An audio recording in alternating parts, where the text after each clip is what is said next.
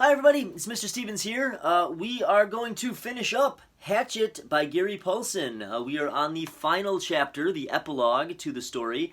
Without further ado, let's jump right in to the epilogue of Hatchet by Gary Paulsen.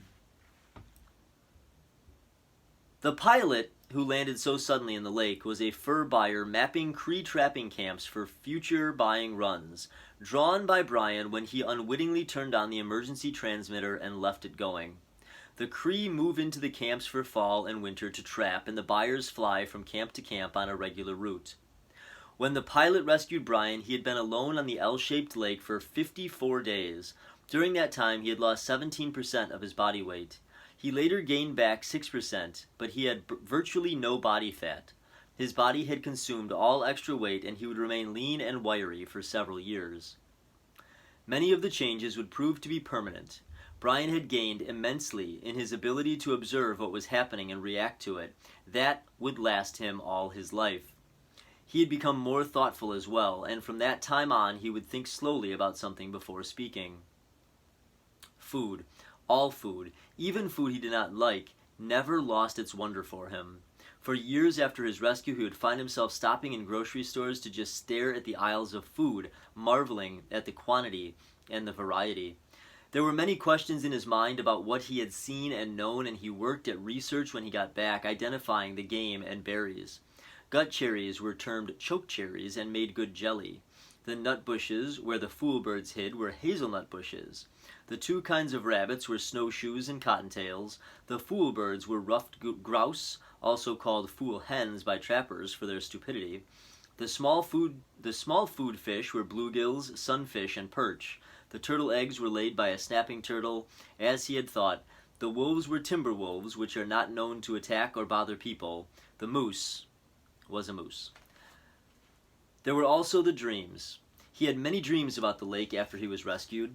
The Canadian government sent a team in to recover the body of the pilot, and they took reporters who naturally took pictures and film of the whole campsite, the shelter, all of it.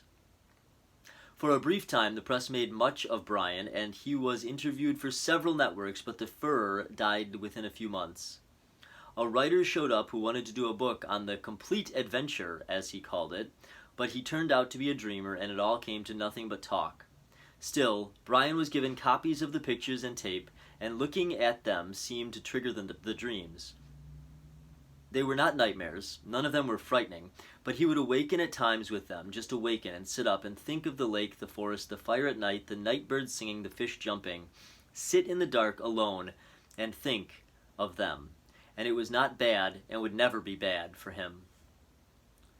Predictions are, for the most part, ineffective, but it might be interesting to note that had Brian not been rescued when he was, had he been forced to go into a hard fall, perhaps winter, it would have been very rough on him.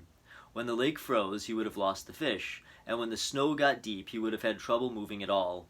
Game becomes seemingly plentiful in the fall. It's easier to see with the leaves off the brush, but in the winter it gets scarce and sometimes simply non-existent, as predators, fox, lynx, wolf, owls, weasels, fisher, marten, northern coyote, sweep through areas and wipe things out.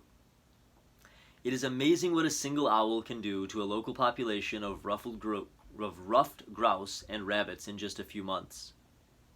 After the initial surprise and happiness from his parents at being alive, for a week it looked as if they might actually get back together.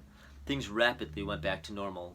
His father returned to the northern oil fields, where Brian eventually visited him, and his mother stayed in the city, worked at her career in real estate, and continued to see the man in the station wagon. Brian tried several times to tell his father, came really close once to doing it, but in the end, never said a word about that man, or what he knew, the secret. And that is the end of Hatchet by Gary Paulsen.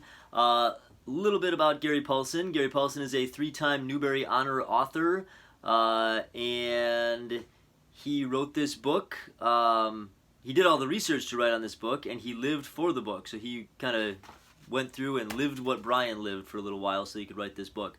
Hope you enjoyed this book. I know this was one of my favorites when I was growing up, and so I was happy to share it with everyone. It really means a lot that everybody tuned in and watched this.